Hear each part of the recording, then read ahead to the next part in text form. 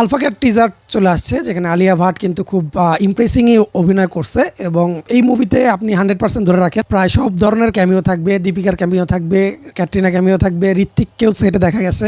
So Yash Raj ফিল্মের যে একটা স্পাই ইউনিভার্স আছে, সেই ইউনিভার্সটা এখানে কিন্তু খুব সুন্দরভাবে দেখানো হবে। এখানে টিজারটা কিন্তু মাত্র 120 সেকেন্ডের ছিল, আর টিজারটা দেখে আমার কাছে কোরিয়ান একটা মুভি আছে দি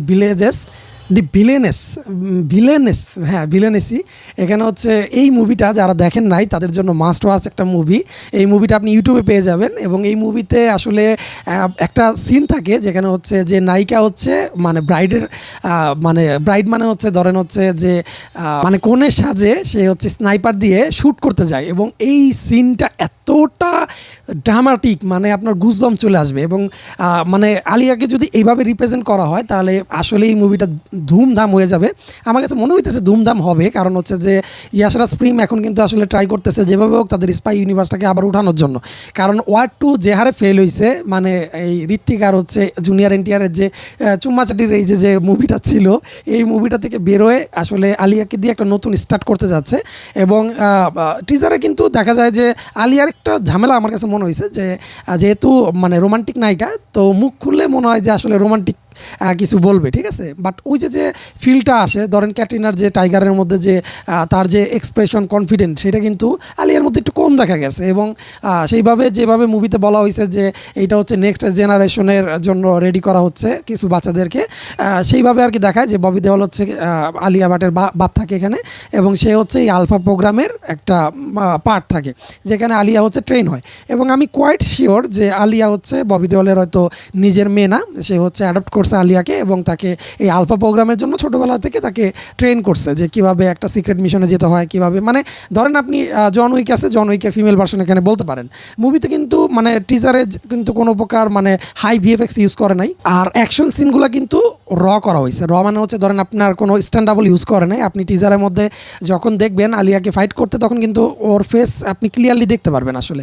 এবং এখানে এই মুভিটা একটা খুব সুন্দর একটা প্লট রাখছে, যেখানে এই মুভির ভিলেনকে এটা কিন্তু দেখায় নাই, শুধু কাস্টে দেখাইছে যে আলিয়া ভাট আছে, আরেকটা নায়িকা আছে এবং হচ্ছে অনিল কাপুর আছে। এবং আর আলিয়াকে নিয়ে কিছু ট্রল হইতেছে আমি দেখতেছি, বাট এখানে ট্রলের ব্যাপারটা হচ্ছে তার যে টপলেস যে সিনটা আছে ওইটা নিয়ে। কিন্তু এটা যদি ধরেন কোনো হলিউডের নায়িকা করতো এটা কিন্তু আসলে অনেকটাই বেস্ট হইতো। বলিউড দিকে হয়তো ট্রল হচ্ছে, বাট আপনি বিলিভ করেন এই মুভিটা একটা ভালো হবে। আলিয়ার আগের যে মুভিগুলো আছে ওগুলো থেকে বেটার হবে এই মুভি, ঠিক আছে। কারণ আলিয়াকে ওইভাবে ট্রেন করছে। কিন্তু একটা জিনিস আমি খেয়াল করলাম যে মুভি আসবে হচ্ছে জুলাইয়ের 3 তারিখ, আর 3 সপ্তাহ আছে। মার্কেটিং কিন্তু ওইভাবে করে নাই এবং মানে মুভি নিয়ে কোনো হাইপ নাই আসলে। আগের যে স্পাই ইউনিভার্সে ঋত্বিক ছিল সেখানে যে একটা হাইপ ছিল, সেই হাইপটা কিন্তু নাই। এটা হয়তো বা ওরা প্ল্যান করছে যে মানে 3 সপ্তাহের মধ্যে হয়তো করবে, যে 3 সপ্তাহ বাকি আছে এর মধ্যে তারা হয়তো কোনো প্ল্যান করছে।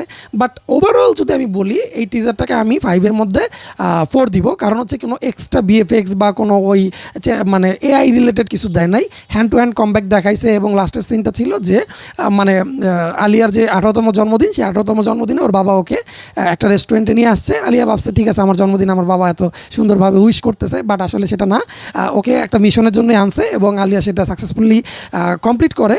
এবং সবচেয়ে ভালো দিকে আমার কাছে যেটা মনে হইতেছে যে এখানে ওই ইন্ডিয়া পাকিস্তান এই জগা খিচুড়ির মধ্যে থেকে এরা বেরোয় আসবে। এরা হচ্ছে দেখাবে যে এখানকার ইন্টারনাল যে মানে যারা আছে, যারা দেশের ক্ষতি করতে চায় তাদেরকে মারতেছে আলিয়া। এবং ওইটা অনেকটা ওই যে আছে না 20 কন্যা যেটাকে বলে, লাইক হচ্ছে ওইরকম যে দেখতে সুন্দর কিন্তু ওদের দিয়ে ওর হচ্ছে মার্ডার করে, লাইক অনেকটা ওইরকম। এবং ধুমধারাকে অ্যাকশন থাকবে মুভিতে, এটা বলাই বাহুল্য। এবং হচ্ছে মানে টিজারটা আমার কাছে ওভারঅল মোটামুটি ভালোই লাগছে। যদি আপনারা টিজারটা দেখে থাকেন অবশ্যই কমেন্ট করে জানাবেন। এবং হচ্ছে আপনাদের শুভ ছিলাম এতক্ষণ আপনাদের সাথে। Thank you so much for watching this video.